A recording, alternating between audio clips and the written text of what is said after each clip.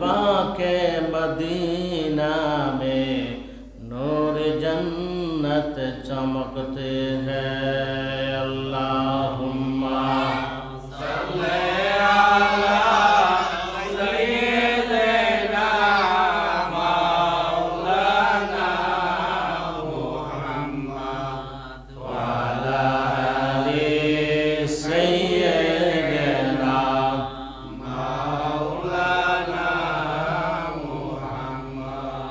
Medina की गली में मोमिनों की गुनगुना है, दीदारे मदीना मोमिनों की तमन्ना है। बलगल उला बिकमालिही कशफत दुजा बिकमालिही हसनत जमीआ फसालिही।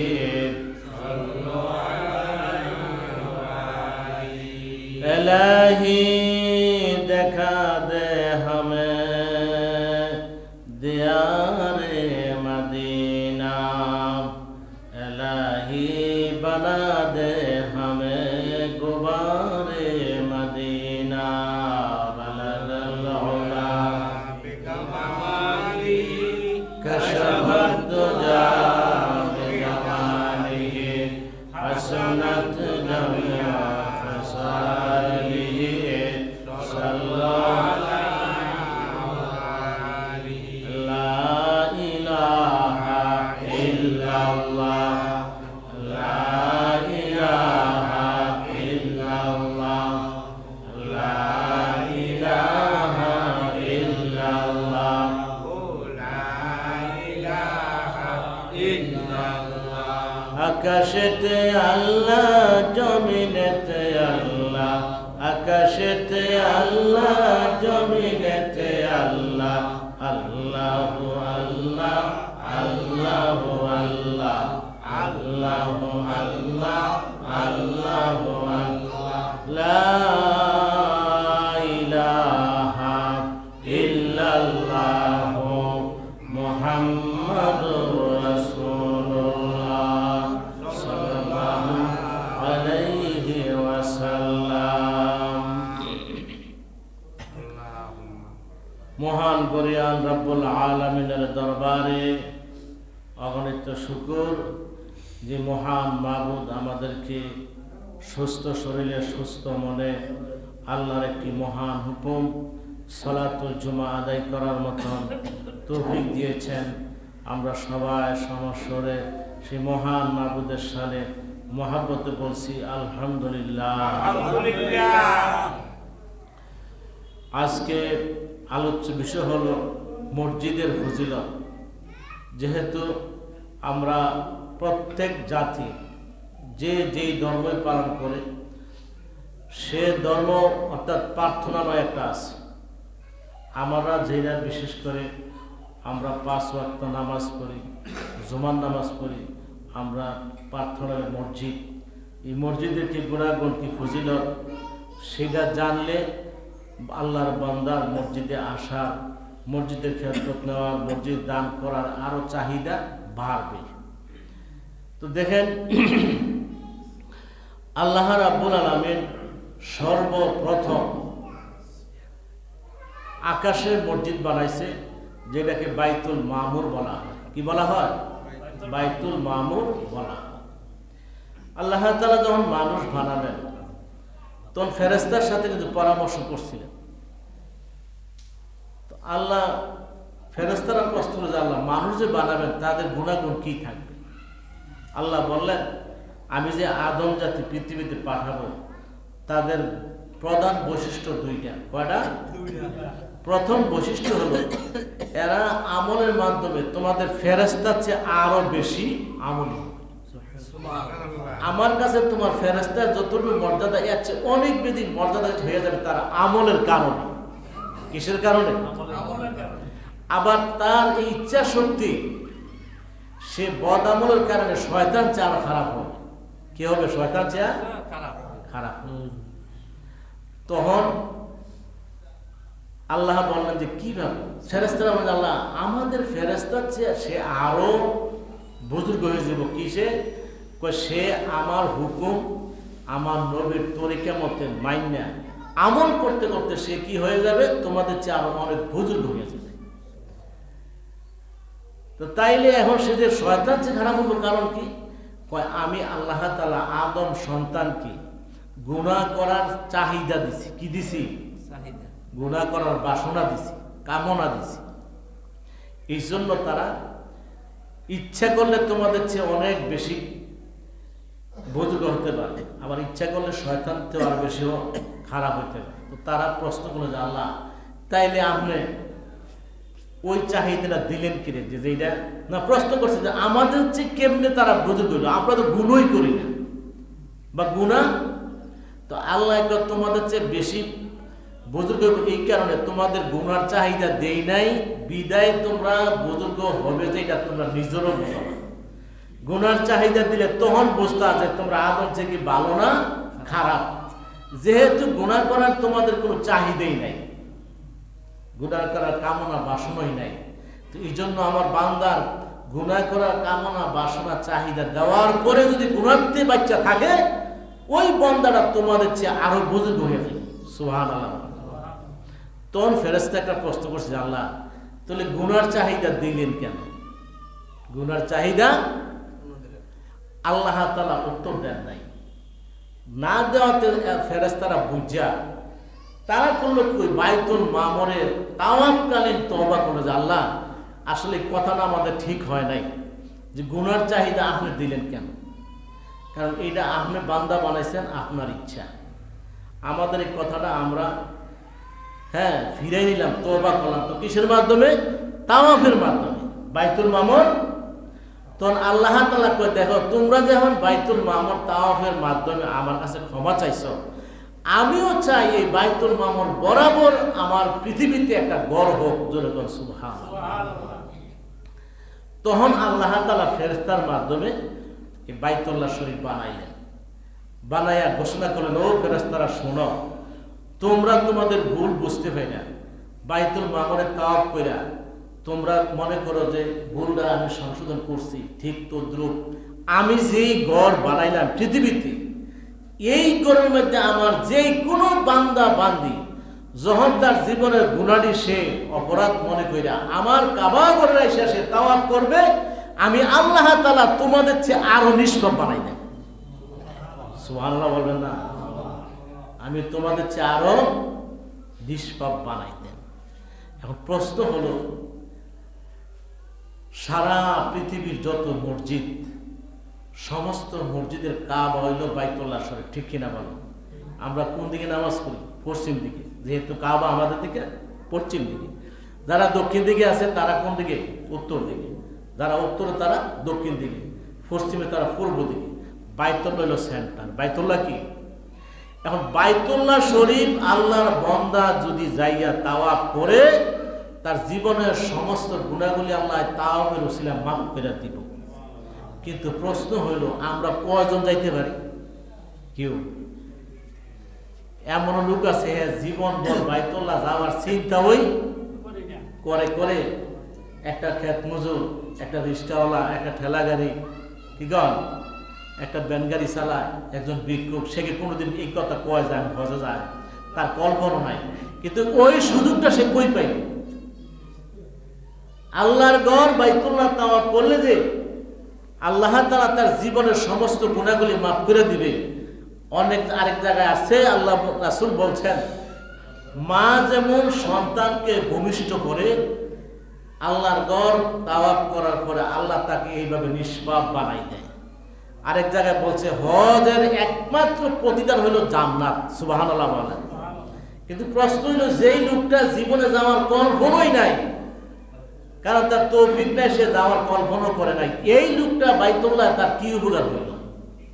প্রশ্ন আসেনি? বাইতুল্লাহ শরীফ তার কি উপকার লাগে?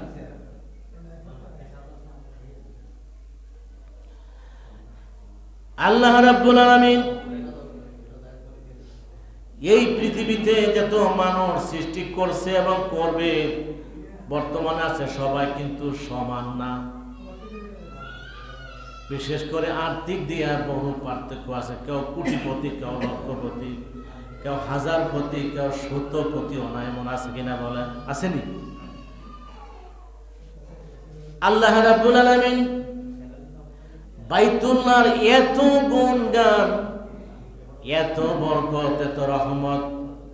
আপনারা জানেন, কেউ যদি আপনার এই মসজিদে নামাজ পড়েন, এক ওয়াক্ত নামাজের 27 রাকাত পর্যন্ত 27 রাকাত সওয়াব পাওয়া যাবে। কিন্তু আল্লাহর ঘর বাইতুল্লাহতে যদি কেউ এক ওয়াক্ত নামাজ পড়ে 1 লক্ষ সওয়াব পাওয়া যাবে। জোরে কোন সুবহানাল্লাহ। ও যেই লোকটার জীবনে কোনোদিন যাওয়ার মতন তার সামর্থ্য হইল না, সেই সওয়াবটা কই পাইব? এই জন্য আল্লাহ রাসূল বলছেন, হে আমার উম্মত, আমার এমন উম্মত থাকবে জীবনে কোনোদিন আসতে পারবে না, তৌফিকও হবে না, আসার মতন কল্পনা জল্পনা করবে না, সে 2 বেলা ঠিক মতো খেতেই পারবে না। আমার এই উম্মতের জন্য সুসংবাদ হলো, পৃথিবী যে যেখানে যতটা মসজিদ হয়েছে, মহল্লার মসজিদ হোক বা বাইরে হোক, আমার গরিব উম্মত যদি এই নিয়ত করে, আমি তো বাইতুল্লাহ শরীফ যাইতে পারতাম না, বাইতুল্লাহ তাওয়াফ করলেন আমার জীবনের গুনাহগুলি মাফ হইতো, তাও তো পারবো না। 1 ওয়াক্ত নামাজ পড়লে 1 লক্ষ সওয়াব, যাইতে পারলে না হয়তো আমি তো যাইতে পারবো না, সওয়াবও আমার নসিবে নাই। কিন্তু আমার গরিব কোন উম্মত যদি এই নিয়ত করে যে জুমার নামাজ আমি শুক্রবারে পড়তেছি, আমি নবী ঘোষণা দিলাম আমার ওই উম্মতের আমল নামার মধ্যে একটা কবুল হজের সওয়াব আমি লিখে দেব। দেখছেন আল্লাহ, আল্লাহ রাসূল, আল্লাহ তার বান্দার জন্য, রাসূল উম্মতের জন্য কেমন চিন্তা করছে। 5 হতে 6 লক্ষ টাকা আমরা খরচ কইরা 40 দিন হজে থাইকা হজের আহকাম গুলি, ফরজিয়াত, ওয়াজিব, সুন্নত গুলি পুঙ্খানুপুঙ্খানু আদায় করার পরও কোনো বান্দা শিওর দিতে পারবে না যে আমার হজটা কবুল হয়েছে, পারবে? কিন্তু আল্লাহর নবী ঘোষণা দিয়েছেন, আমার উম্মত যদি মনে করে আল্লাহ তাআলা আমাকে যে অবস্থান দিয়েছেন, আমার যে কামাই রোজগার দিয়েছেন, হয়তো আমি বাইতুল্লাহ যাইতে পারবো না, তাওয়াফ করতে পারবো না, 1 ওয়াক্ত নামাজ পড়লে 1 ওয়াক্ত নামাজে 1 লক্ষ সওয়াব পাবো না। কিন্তু শুক্রবারে যদি এমন নিয়ত করে বান্দা মসজিদে আসে, আল্লাহ রাব্বুল আলামিন নির্ঘাত 100% শিওর যদি খালেস নিয়ত হয়ে থাকে, আল্লাহ তাআলা তার আমল নামায় একটা কবুল হজের সওয়াব লিখে দিবে। জোরে কোন সুবহানাল্লাহ। এখন গরিব হোক, জীবনে কমপক্ষে মাসে 4টা জমা, 4টা কবুল হজ। সুবহানাল্লাহ বলেন। তাই শেষ না, নবীজি বলতেছেন যে তোমারে দুনিয়াত আল্লাহ পুরস্কার দিল, একটা হজের কবুল সওয়াব দিল, যেহেতু তোমার তৌফিক দেয় নাই। নবীজি বলেন, তাই না উম্মত আরো শুনো, কোন উম্মত যদি ফজর নামাজ পড়ার পরে বাড়িতে চলে গেল, কর্মের মধ্যে চলে গেল, যাওয়ার পরে উম্মতের মনটা মসজিদের দিকে ঝুলে থাকে, কি করে? মনটা মসজিদের দিকে মুহতাজ, কি যে কোন সময় জোহরের আযানটা দিল। মুকাল্লাফাতুল কুলুব ফিল মসজিদ, মসজিদের দিকে তার অন্তরটা ঝুলে থাকে। আমরা কম্পাসের কাঁটা দেখছেন নি, যতই ঘুরান এটা যায় কোন দিকে? কোন দিকে যায়? উত্তর দিকে। উত্তর দিকে যায় না, কারণ চুম্বকের পাহাড় কোন? উত্তর দিকে।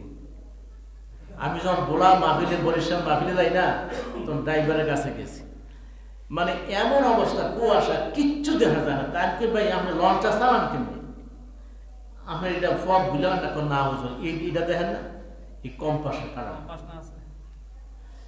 কয়, এই কাঁটাটা আমরা যখন ছাড়ি তখন লঞ্চের মাথাটা এক বরাবর থাকে, কাঁটাটা দেখি ঘুরে ঘুরে।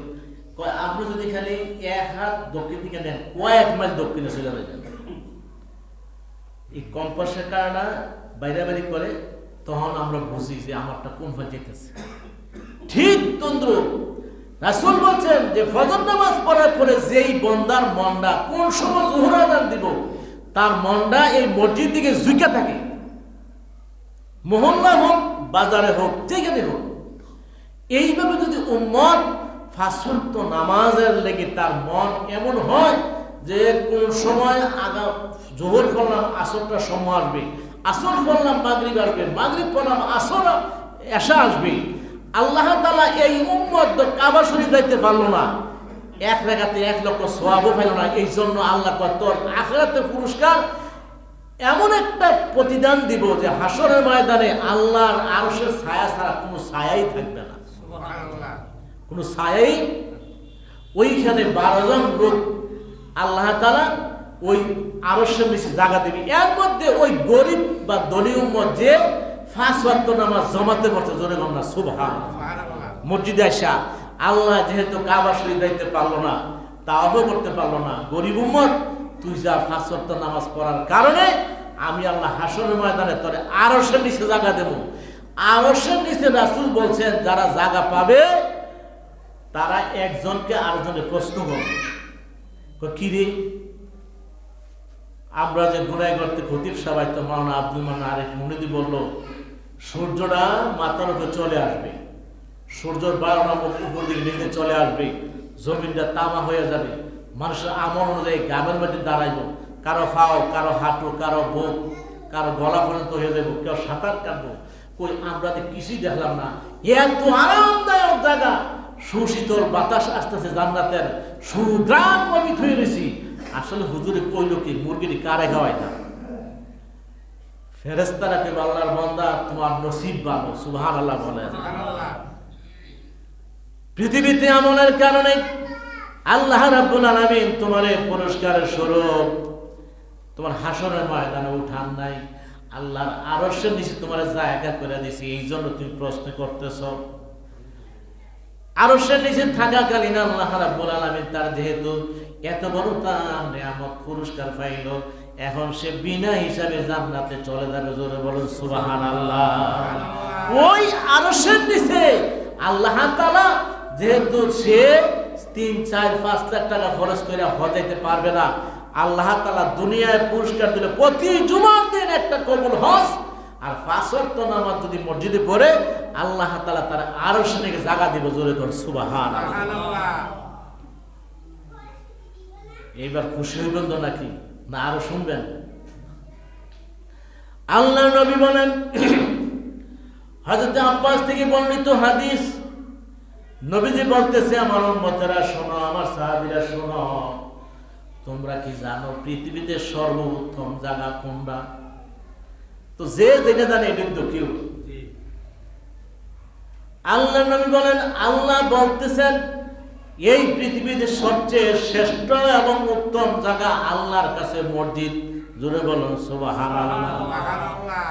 আর সবচেয়ে নিকৃষ্ট জায়গা হইল, রাসূল বলেন বাজার। ফেরেশতারা দাঁড়ায় কই, ইয়া রাসূলুল্লাহ আপনি বললেন সবচেয়ে নিকৃষ্ট জায়গা হলো বাজার, কিন্তু হুজুর আমি তো সদাই বাজারে না গেলে পাবো না। আপনি হাদিস বলার পরে আর কেমনি বাজার করবো, আমি সদাই কোথায় পাবো? ঠিক তো কষ্ট, ঠিক না? এত পৃথিবীতে সবচেয়ে নিকৃষ্ট জায়গা দিয়ে বাজার হয় হুজুর, বাজার ছাড়া তো আমি সদাই পাবো না, পাবো তা আমি এত নিকৃষ্ট কেমনে যাবো? নবীজি বললেন তোমার প্রয়োজন যতটুকু সময় তোমার বাজার করতে লাগে ততটুকু সময় তুমি ওই বাজারে তুমি ব্যয় করবা। অনার্থ যদি বাজারে থাকো তাহলে তোমার মাধ্যমে গুনাহ হয়ে যাবে। এই জন্য এটা নিকৃষ্ট জায়গা, জোরে কর নাউযুবিল্লাহ। দোকানে চাষটলো বইয়া চাইলে ঠেয়া বই এত চা খাইতাম বইলে বোঝা যায় কারে কয় কেউ। আর এমকে হজে গেলে কি হয়েছে? হজ কাম হইতো না। আর হে অপর হে বেটা তো হজে গেছে, হে ফাঁস তো নামাজে করে না, হে বেটা কইতেছে কি গাও হজে গেলে কি হয়েছে, কাম হইতো। তো রাসূল বলছে তোমার প্রয়োজনে যাইবা, প্রয়োজন শেষ আবার চলে আসবে। তো সবচেয়ে আপনারা যখন এই মসজিদে আসেন একটা নিয়ত করবেন যে আল্লাহ এই পৃথিবীর সর্বশ্রেষ্ঠ জায়গায় আমি আসছি, যদি সম্ভব হয় অপেক্ষা করবেন। ইমাম সাহেব চলে গেছে, সমস্যা কি? যান হুজুর, আমি দরজাটা দিয়ে আসবো। আপনি বসে বসে তাসবিহ পড়েন, জিকির আজকার করেন, কারণ মনে মনে নিয়ত হলো, আল্লাহ যতক্ষণ আমি মসজিদ থাকি তোমার রাসূলের ঘোষণা সর্বশ্রেষ্ঠ জায়গায় আছি। জোরে কর সুবহানাল্লাহ। কি আসে সর্বশ্রেষ্ঠ? নবীজি বলতেছেন এই পৃথিবী আলোকিত করে কে বলেন চান? সূর্য এবং তারকা। কে করে? সূর্য এবং দিনের বেলা করে সূর্য, রাত্রে বেলা তারকা, চাঁদ। আল্লাহ নবী বলেন, এই আমার উম্মতেরা শোনো, তোমরা জানো না আমি নবী ঘোষণা দিলাম এই পৃথিবী আলোকিত হয় সূর্যের মাধ্যমে, রাত্রে আলোকিত হয় তারকা এবং চাঁদের মাধ্যমে, আর আকাশ আলোকিত হয় মসজিদের মাধ্যমে। জোরে কোন সুবহানাল্লাহ। কিসের মাধ্যমে?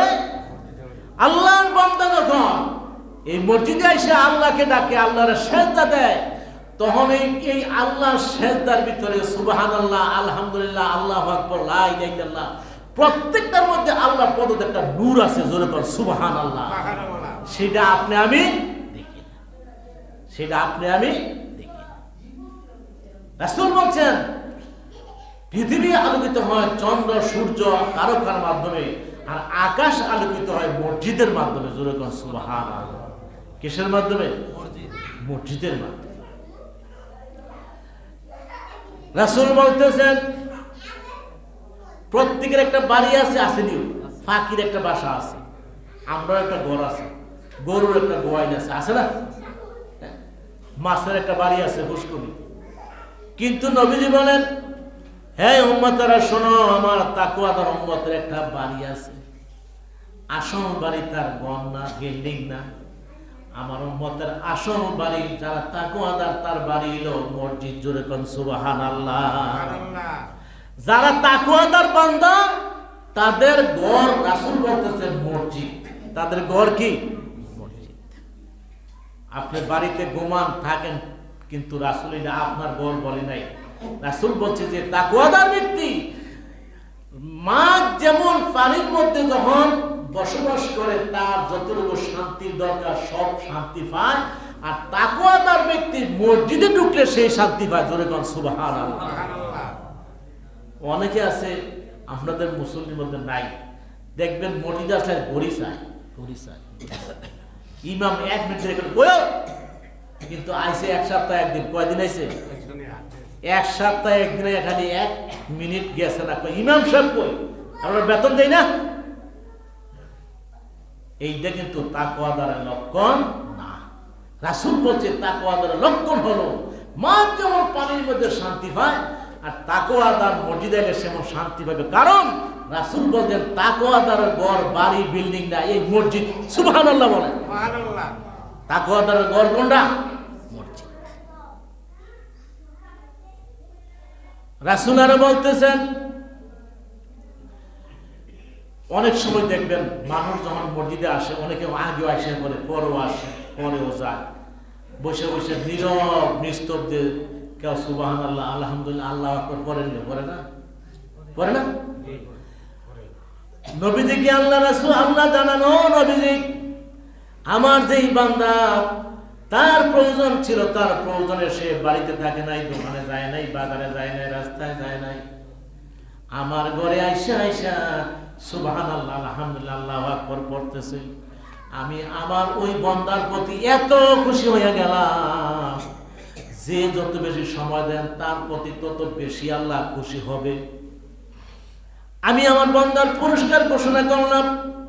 হাসরের ময়দানে সমস্ত মানুষগুলি যখন উর্দুমুখী হইয়া নাফসি নাফসি বলবে, বাঁচাও বাঁচাও বলবে, আমি আল্লাহ রাব্বুল আলামিন আমার যেই বান্দা মসজিদের সময় বেশি দিবে, তাসবিহ তাহলিল করবে, কোন মসজিদে অনার্থক কথা বলবে না, ফাহিশা কথা বলবে না, আমি আল্লাহ রাব্বুল আলামিন হাসরের ময়দানে আমার রহমত বরকত দিয়ে তারে আমি ডাইকা রাখব। শেষ পর্যন্ত বিচার চলাকালীন আমার এই বান্দারে আমি বিনা হিসাবে আমি জান্নাতে পৌঁছাইয়া দেব। সুবহানাল্লাহ। বিনা হিসাবে আমি।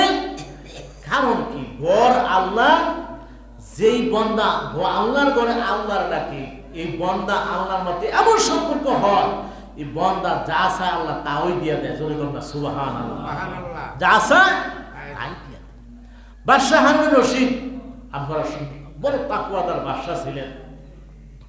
উনি মসজিদের ফজিলত শোনার পর উনি চিন্তা করলেন যে আমি একা একটা মসজিদ বানাবো, এবং উনি ঘোষণা করলেন যে আমি একা একটা মসজিদ বানাবো, এই মসজিদে কেউ 1 টাকা দান করতে পারবে না, আমার সমস্ত অর্থায়নে আমি মসজিদ দান করব। মান বানা লিল্লাহি মাসজিদান বানাল্লাহু লাহু বাইতান ফিল জান্নাহ। রাসূল বলছেন যে ব্যক্তি মসজিদ বানায় আল্লাহ তাআলা তার জন্য জান্নাতে ঘর বানায়। উনি চিন্তা করলেন মসজিদ বানায় তো আল্লাহ বলছে আমি একা বানাবো। ঠিক তিনি একাই বানালেন, কেউ আর সাহস করলেন না যে বাদশাহ হারুন রশিদ মসজিদ বানাইতেছে, এটার মধ্যে কিছু দান করি। কেউ দান করলো না। শেষ পর্যন্ত মসজিদ বানানো শেষ উদ্বোধনী হয়েছে। ওই দিন রাত্রে উনি স্বপ্নে দেখতেছে ফেরেশতারা আইয়া 2 ফেরেশতা ওনার 2 হাতে ধরছে। জোরে বলুন না সুবহানাল্লাহ। জিজ্ঞাসা করে তোমরা কারা? কয় আমরা আল্লাহর ফেরেশতা। তো তোমরা আমার হাত ধরছো কেন? কয় আপনি আল্লাহর যে ঘর বানাইছেন, এই জন্য আল্লাহ তাআলা আপনার জন্য ঘর বানাইছে। আল্লাহ বলছে যা ফেরেশতা আমার হারুনকে আমি যেই ঘর বানাইছি তোরা হাত ধইরা দেখাইয়া দে। সুবহানাল্লাহ বলেন। সুবহানাল্লাহ। কি করে হাত? এমন অনেক আল্লাহর বান্দা আছে পৃথিবীর থাকতেই আল্লাহ তাআলা তাদের জান্নাতের সুসংবাদ দিয়েছে। এর মধ্যে বলতেছে কাজী আব্দুল ওয়াহাব রাহমাতুল্লাহ আলাইহি, উনি বিবাহ করেন নাই। কেন করেন নাই? যে বিবাহ করলে আমার আল্লাহর ইবাদত বندگی ব্যাঘাত হবে। কি হবে? তুমি ইবাদত বندگی করতে করতে ওনার একটা মনের বাসনা যে ইবাদত বندگی করলে আল্লাহ বলে জান্নাত দিব। একদিন ঘুমাইছে, ঘুমাইয়া দেখে যে ঠিকই আল্লাহ তাআলা বললে এ আমার বান্দা এই জান্নাতটা তো জোরে বলুন না সুবহানাল্লাহ। উনি হঠাৎ করে বলেন যে আল্লাহ জান্নাত তো আমার লাগে বানাইছেন, কিন্তু আমি তো বিবাহ করলাম না। শুনছি যে যারা এই পৃথিবীতে বিবাহ করছে এই বিবিটা হবে জান্নাতের ভিতরে তার প্রথম বিবি, হুরগেল মতো থাকবে। কিন্তু আমি যে বিবাহ করলাম না, আমার বিবি কে হবে? আল্লাহ তাকে জানাইছে তোমার বিবি হবে দাসী মাইমুনা। কে হবে? তো জিজ্ঞেস আল্লাহ দাসী মাইমুনা বলা হয়, বলে কোনখানে? এমন জাত এমন খানে। সে সকালে ওইটা হাঁটতে হাঁটতে গিয়া দেখে যে এক বান্দি রাখাল ছাগল চড়াইতেছে। গিয়া দেখে বান্দি আড়ালের মধ্যে নামাজে দাঁড়াই দিয়েছে। কি করছে? নামাজে দাঁড়াই দিয়েছে।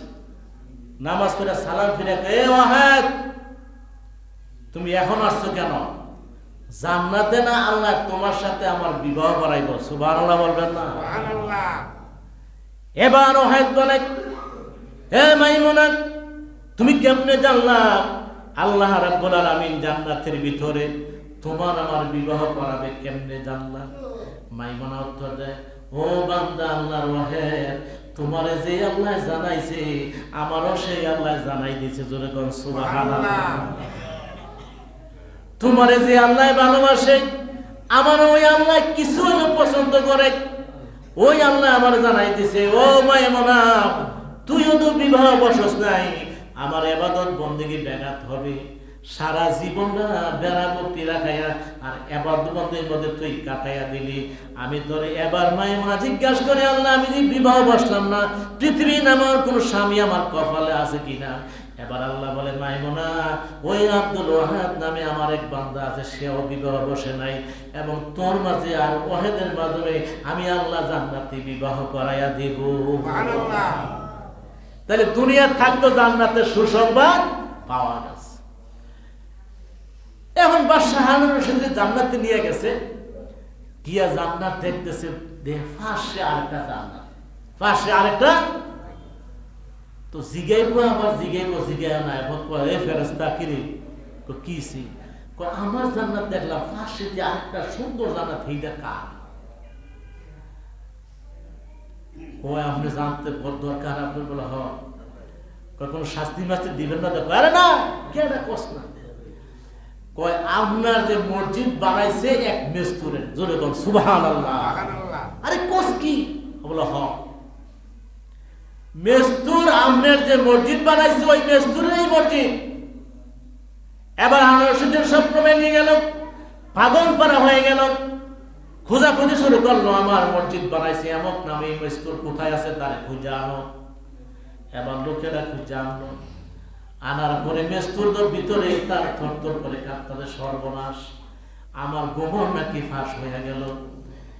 এবার বাদশাহ রশিদ বলে, তোমার ভয়ের কোনো কারণ নাই, আমি ঘোষণা দিয়েছিলাম আমার মসজিদ আমি একা বানাবো, কেউ কোনো দান করতে পারবে না। কিন্তু আমারে আল্লাহ তাআলা স্বপ্নের মাধ্যমে আমার ঘর দেখালেন, জান্নাত দেখালেন, আমি পাশে দেখলাম তোমার একটা জান্নাত, কেমনে তুমি কি কাম করছো?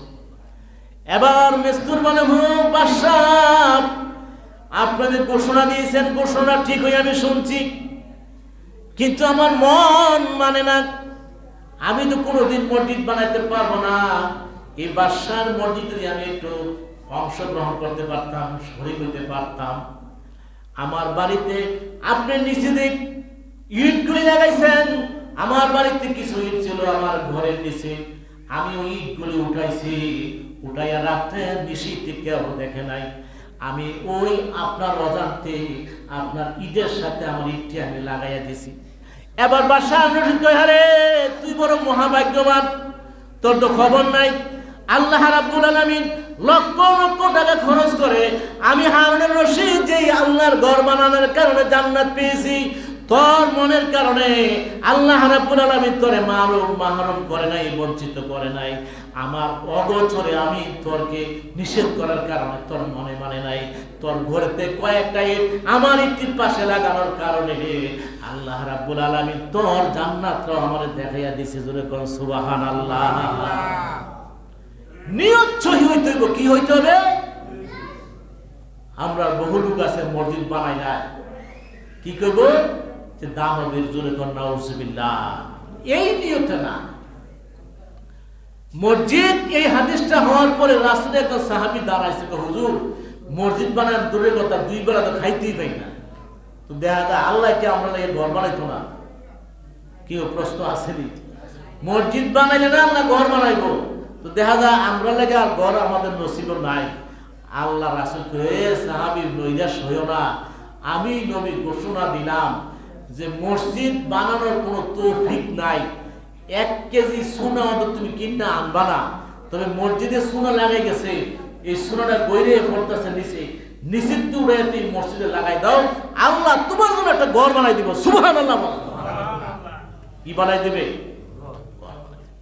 এই জন্য বন্ধুগণ মসজিদের সাথে সম্পর্ক রাখবেন। আরেকটা হাদিসে দেখলাম যে আল্লাহ তাআলার বান্দা যখন মসজিদে আসে আল্লাহকে সেজদা করার জন্য, তাসবিহ তাহলিল করার জন্য, আল্লাহ কতটুকু খুশি হয়, ঠিক এইভাবে হাদিসটা উদাহরণ দিছে যে একটা লোক বিদেশ 5 বছর 6 বছর 7 বছর যাওয়ার পরে যখন লোকটা বাড়িতে আসে তার পরিবারে যেমন খুশি হয়, আল্লাহর কোন বান্দা মসজিদে আসে আল্লাহ এর চেয়ে বেশি খুশি হয়। আমরা চেষ্টা করব যে যেখানে থাকি যে 5 ওয়াক্ত নামাজ মসজিদে পড়ার জন্য, আর বেশিরভাগ আল্লাহর ঘরে আমি বললাম ওই তাকওয়াদারের ঘর রাসূল বলছে মসজিদ যতক্ষণ সে মসজিদ থাকবে, মাছ যেমন পানির মধ্যে শান্তি পায়, তাকওয়াদার ব্যক্তি মসজিদ তেমন শান্তি পাবে। জোরে কোন সুবহানাল্লাহ। আল্লাহ তাআলা যেন আমাদের